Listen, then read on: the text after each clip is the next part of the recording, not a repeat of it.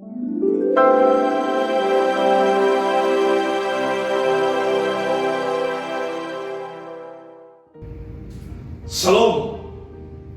selamat bertemu kembali Bapak Ibu anggota BKAG, para hamba Tuhan yang ada di Kota Batam, terlebih khusus umat Kristiani yang ada di Kota Batam. Kita bertemu kembali dalam mimbar BKAG yang ke-11 yang akan dilayani oleh hamba Tuhan Pendeta C. Alwan SPH dari HKBP Rosington Sagulung. Mari kita mendengarkan, menerima, dan melakukan firman Tuhan untuk menjadi kekuatan yang baru dalam menjalani kehidupan kita pada masa saat ini. Tuhan Yesus memberkati. Amin. Bapak, Ibu, dan saudara-saudara yang terkasih di dalam nama Tuhan kita Yesus Kristus, Shalom. Kita akan mendengarkan firman Tuhan melalui media BKAG pada hari ini. Sebelum kita mendengarkan firman Tuhan, kita bersatu di dalam doa. Anugerah dan damai sejahtera yang dari Allah Bapa kita dan dari anaknya Tuhan Yesus Kristus kiranya menyertai saudara-saudari sekalian. Amin. Bapak, Ibu, dan saudara-saudari yang terkasih di dalam nama Tuhan kita Yesus Kristus, firman Tuhan yang akan menyapa kita tertulis di dalam kitab Injil Markus pasal yang ke-12 ayat 41 sampai dengan ayat yang ke-44. Demikianlah firman Tuhan. Pada suatu kali Yesus duduk menghadapi peti persembahan dan memperhatikan bagaimana orang banyak memasukkan uang ke dalam peti itu. Banyak orang kaya memberi jumlah yang besar. Lalu datanglah seorang janda yang miskin dan ia memasukkan 2 peser, yaitu 1 duit. Maka dipanggilnya murid-muridnya dan berkata kepada mereka, "Aku berkata kepadamu, sesungguhnya janda miskin ini memberi lebih banyak daripada semua orang yang memasukkan uang ke dalam peti persembahan. Sebab mereka semua memberi dari kelimpahannya, tetapi janda ini memberi dari kekurangannya, semua yang ada padanya, yaitu seluruh nafkahnya." Demikianlah firman Tuhan. Saudara-saudara yang terkasih, saya memakai judul "Persembahkanlah yang terbaik bagi Allah". Kita mungkin kenal dengan seorang yang bernama Agnes Gonza Beccakiu atau yang lebih dikenal dengan Ibu Teresa. Ada kutipan kata-kata bijak yang sangat menarik yang berbunyi demikian. Dalam kehidupan ini, kita tidak dapat selalu melakukan hal yang besar, tetapi kita dapat melakukan banyak hal kecil dengan cinta yang besar. Kata-kata yang sangat bijak ini mempunyai makna yang sangat dalam, bahwa perbuatan baik kita ditentukan oleh ada tidaknya dorongan kasih di dalamnya. Itu yang pertama yang mau kita renungkan dalam kesempatan ini. Bahwa bukan masalah perbuatan yang besar atau kecil yang Tuhan lihat, tetapi apakah perbuatan itu didasarkan oleh cinta kasih, ketulusan tentunya. Hal seperti itu jugalah yang dapat kita lihat melalui pengajaran Tuhan Yesus melalui nas kita ini. Sebuah pengajaran yang sangat praktis karena berangkat dari pengalaman yang sangat nyata, yaitu persembahan seorang janda yang miskin sedikit, tetapi nilainya besar dalam penglihatan Tuhan Yesus. Mengapa? Karena seorang janda ini, seorang yang sangat miskin ini, dia memberikannya dengan cinta. Dia memberikannya dengan ketulusan. Dia memberikannya dengan kesungguhan. Jelas dikatakan tadi bahwa janda yang miskin ini hanya memasukkan 2 peser atau 1 duit di dalam peti persembahan tersebut. 1 peser adalah mata uang tembaga Yahudi yang paling kecil, setara dengan setengah duit. Dari segi nilainya, jelas bahwa persembahan janda miskin tersebut memang sangat kecil. Namun demikian, ditinjau dari sisi kemampuan, apa yang diberikan oleh janda miskin tersebut besar sekali. Mengapa? Seperti yang dikatakan di dalam ayat 44 dalam nas kita, janda ini memberi dari kekurangannya semua yang ada padanya, seluruh nafkahnya. Nah, itulah yang mau Tuhan Yesus ajarkan di tengah-tengah kehidupan kita. Mengapa pokok ini saya angkat di tengah-tengah situasi pandemi COVID-19 ini? Kita mau merefleksikan bahwa posisi kita itu seperti janda miskin ini. Pandemi COVID-19 ini membuat kita terpuruk. Banyak orang yang jatuh secara perekonomian khususnya. Tetapi mari kita lihat, justru di tengah-tengah pandemi COVID-19 ini banyak orang yang bersembunyi di dalamnya. Apalagi kita orang percaya. Kita lihat sekalipun sudah diadakan ibadah secara virtual atau diadakan lembaran ibadah untuk dilaksanakan di setiap rumah, kita bisa lihat dari persembahan yang datang terutama khusus begitu sedikitnya. Banyak orang yang bersembunyi dari situasi yang sedang terjadi pada saat ini. Artinya saudara-saudara, mari kita merefleksikan kehidupan kita. Kita mau melihat seperti seorang janda yang miskin ini, sekalipun penuh dengan keterbatasan, sekalipun penuh dengan segala kekurangan, tetapi dia memberikan apa dikatakan Tuhan Yesus, nafkahnya sendiri, seluruh hidupnya. Itu yang dapat kita lihat melalui nas kita ini. Karena itu Bapak Ibu dan saudara-saudara yang terkasih, mari kita memberikan yang terbaik bagi Tuhan, justru di tengah-tengah situasi yang seperti ini. Karena sejatinya persembahan yang kita berikan ketika kita mengalami pergumulan, disitulah kita dapat melihat nilai dari persembahan yang kita berikan kepada Tuhan. Bapak Ibu dan saudara-saudara yang terkasih, kita teringat pada sebuah ilustrasi yang menarik. Jadi ini terjadi di sebuah angkot. Jadi kebetulan ada seorang anak muda yang memberikan ongkosnya kepada kondektur. Kebetulan uangnya tersebut lecak. Katakanlah ada robek sedikit.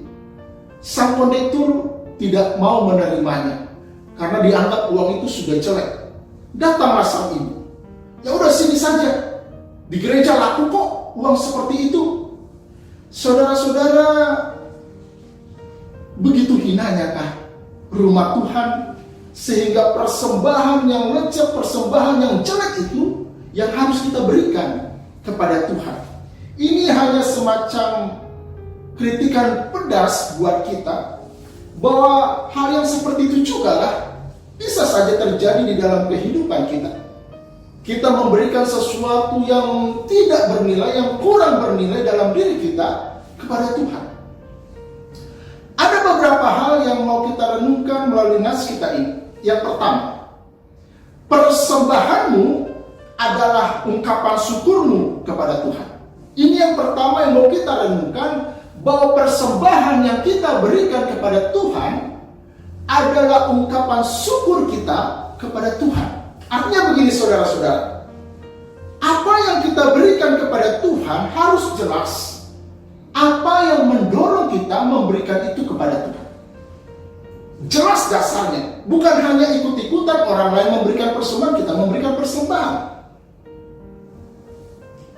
Alasan yang paling utama di dalam kita memberikan persembahan kita kepada Tuhan adalah oleh karena kasih dan kebaikan Tuhan sungguh nyata di dalam kehidupan kita. Terlebih-lebih melalui pengorbanan yang luar biasa di atas kayu salib. Itu yang harus menjadi landasan yang utama untuk kita memberikan persembahan kepada Tuhan. Sehingga ketika kita memberikan persembahan kepada Tuhan, itu benar-benar sebagai ungkapan syukur kita kepada Tuhan. Tidak kosong maknanya, berisi, bermakna. Kita memberikan sesuatu oleh karena kasih dan kebaikan Tuhan yang luar biasa di dalam kehidupan kita. Dan ini juga saudara-saudara yang mau saya kaitkan dengan pandemi COVID-19 ini. Mari kita merenungkan. Seandainya kita terkena virus corona dan akhirnya kita masuk ke ruang ICU, ratusan juta sekalipun keluarga kita berani mengeluarkannya agar kita kembali sehat. Itu yang mau kita renungkan di dalam situasi seperti ini. Tetapi apa yang terjadi? Kita sehat. Luar biasa oksigen Tuhan berikan kepada kita. Kita menikmati kehidupan ini. Tetapi apa yang kita berikan kepada Tuhan? Mantan Presiden Amerika John F. Kennedy, ini kata-kata yang sangat familiar di dalam kehidupan kita, di dalam sejarah kehidupan bangsa Amerika, juga secara dunia. Jangan tanyakan apa yang sudah negaramu berikan kepadamu, tetapi tanyakanlah apa yang sudah engkau berikan bagi negaramu. Itu juga bisa kita pakai dalam hubungan kita dengan Tuhan. Jangan tanyakan apa yang sudah Tuhan berikan kepada kita. Sudah pasti banyak hal sudah Tuhan berikan kepada kita, termasuk napas, kehidupan, dan keselamatan itu sendiri. Pertanyaannya seharusnya adalah, apa yang sudah kita berikan kepada Tuhan? Ternyata saudara-saudara, kalau kita refleksikan secara lebih mendalam lagi, pandemi COVID-19 ini bagaikan pengeras suara yang mau menyadarkan kita bahwa selama ini secara umum manusia lupa untuk berserah kepada Tuhan. Terlebih-lebih di negara-negara modern. Luar biasa begitu cepatnya perjalanan perekonomian itu. Orang kadang pergi dari rumah jam 6 pagi, pulang ke rumah jam 6 sore, bahkan lupa berdoa, bahkan hari Minggu pun lupa untuk beribadah. Nah, ini sekali lagi saudara-saudara yang mau kita renungkan di dalam kehidupan kita. Bahwa persembahan kita itu harus kita imani sebagai ungkapan syukur kita kepada Tuhan. Kita mungkin masih teringat pada ilustrasi berikut ini. Jadi ada 3 orang, pendeta Protestan, pastor Katolik, dengan rabi Yahudi. Jadi mereka berkumpul. Mereka mengungkapkan bagaimana cara mereka memberikan persembahan mereka kepada Tuhan. Datanglah pendeta Protestan. Kalau aku begini, aku buat garis lurus. Setelah itu uang itu aku lempar ke atas. Yang ke sebelah kanan untuk Tuhan, yang ke sebelah kiri untuk aku. Datanglah pastor Katolik. Kalau aku buat lingkaran. Kulemparlah uang itu. Yang masuk ke dalam lingkaran untuk Tuhan, di luar lingkaran untuk aku. Datanglah rabi Yahudi. Kalau aku lain lagi, aku lempar uang itu yang tetap di atas untuk Tuhan, yang jatuh ke bawah untuk aku. Kita lihatlah, apakah kita seperti pendeta Protestan tadi atau pastor Katolik tadi, atau Rabi Yahudi tadi. Jelas, yang paling egois adalah Rabi Yahudi tadi. Dan banyak kita bisa saja seperti orang Yahudi tadi. Kita lupa memberikan yang terbaik untuk Tuhan. Sementara Tuhan sudah memberikan banyak hal di dalam kehidupan kita. Sekali lagi saudara-saudara, ini adalah kesempatan yang sangat baik. Sebenarnya janda miskin itu mewakili diri kita yang sedang terpuruk oleh karena pandemi COVID-19 ini. Begitu menyedihkan, begitu mengerikan. Tetapi janda miskin itu memberikan seluruh nafkahnya. Dia tidak peduli apakah dia besok akan makan atau tidak. Tetapi dia memberikannya kepada Tuhan. Tetapi dia mengimani Tuhan pasti akan memelihara hidupnya. Dan itu yang harus kita imani saudara-saudara. Mari kita berikan yang terbaik untuk Tuhan. Bukan sebagai cara kita untuk menyogok Tuhan. Tuhan, ini aku berikan loh. Aku berikan sekian besar. Tolong pandemi ini berlalu. Gak bisa. Kita memberikan itu kepada Tuhan oleh karena Tuhan sudah memberikan yang terbaik. Kita memberikan itu kepada Tuhan bukan supaya Tuhan melakukan apa yang kita inginkan. Persoalan apa yang Tuhan akan lakukan esok kemudian itu terserah Tuhan. Tetapi bagaimana kita memberikan yang terbaik kepada Tuhan? Dan yakinlah Tuhan akan memberikan yang terbaik kepada kita. Amin saudara-saudara. Mengimani itu. Ketika kita memberikan yang terbaik, seluruh kehidupan kita, bahkan nafkah kita, seperti janda miskin itu, imanilah bahwa Tuhan pun akan memberikan yang terbaik di dalam kehidupan kita. Yang kedua, melalui persembahan kita memuliakan Tuhan. Melalui persembahan yang kita berikan kepada Tuhan, kita memuliakan Tuhan. Seorang janda miskin itu memberikan nafkah yang terbaik di dalam hidupnya kepada Tuhan. Jelas sekali, memang dia memiliki motivasi untuk memuliakan Tuhan. Persoalannya saudara-saudara, tidak sedikit kita yang memberikan persembahan agar dilihat orang. Seperti ada warta jemaat kan, ucapan syukur dari NN, tapi dibuat alamatnya NN, Perumahan Rosington, blok ini nomor sekian, NN, tapi alamatnya jelas. Itu berarti gak tulus. Berarti ada motivasi yang lain. Mari kita memberikan persembahan benar-benar untuk kemuliaan nama Tuhan. Itu yang harus menjadi motivasi di dalam kehidupan kita, bukan yang lain. Saudara-saudara, kalau kita perhatikan di dalam kehidupan kita, banyak hal yang bisa kita lihat. Kita tidak berorientasi kepada humanisme, tentu. Tetapi mari kita lihat drama khusus dalam kelompok tertentu. Ada orang yang meninggal punya banyak harta, tetapi keturunannya lebih mengedepankan membangun tugu. Tugu opung sianu. Ya oke-oke saja, itu kesepakatan bersama. Tetapi saudara-saudara, begitu indahnya kalau ada sebuah keluarga dalam mengenang orang tuanya yang sudah meninggal, dia membangun sebuah rumah sakit. Dan tidak salah, dia membangun sebuah gereja, itu luar biasa lagi. Dia memberikannya untuk gereja, termasuk juga memberikan persembahan untuk BKAG sebagai wadah Tuhan untuk menyebarkan Injil Kerajaan Allah. Artinya apa saudara-saudara? Uang yang ada pada kita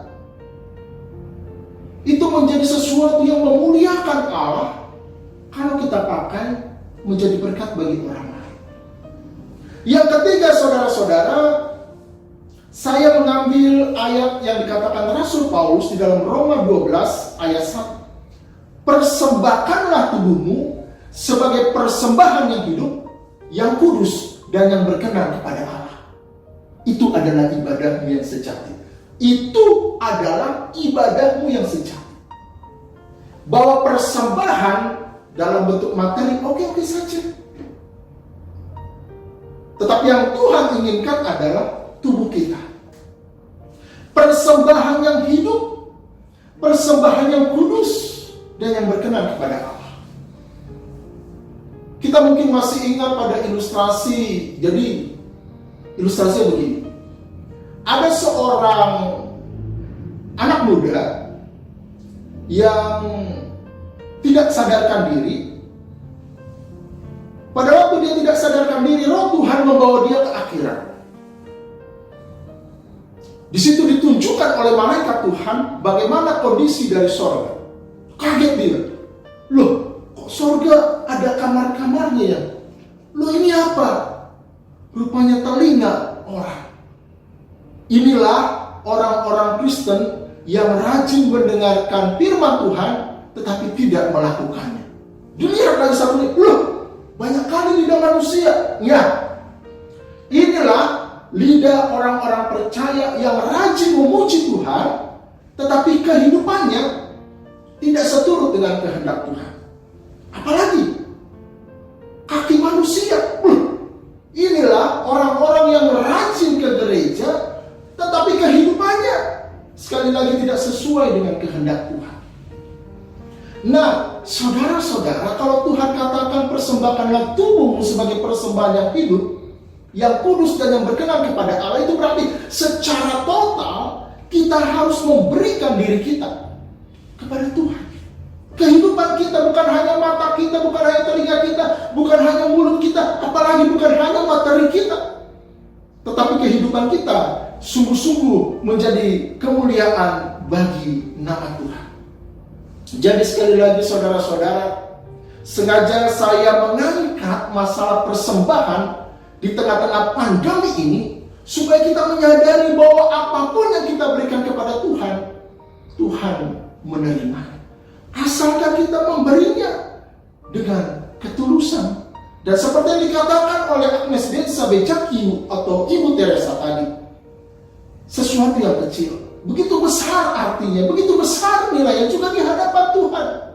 Kalau kita melakukannya, kalau kita memberikannya dengan cinta, dengan ketulusan, itu yang Tuhan inginkan di dalam kehidupan kita. Karena itu, di tengah-tengah pandemi COVID-19 ini, jangan ada yang merasa minder oleh karena terpuruk perekonomiannya. Jangan ada yang merasa minder oleh karena terpapar virus corona. Siapapun kita, mari kita berikan yang terbaik bagi Tuhan. Kehidupan kita, juga harta kita, kita menjadi kemuliaan bagi nama Tuhan dan menjadi berkat bagi orang-orang di sekitar kita. Kiranya Tuhan Yesus memampukan kita memberikan yang terbaik bagi kerajaannya. Amin. Kita berdoa.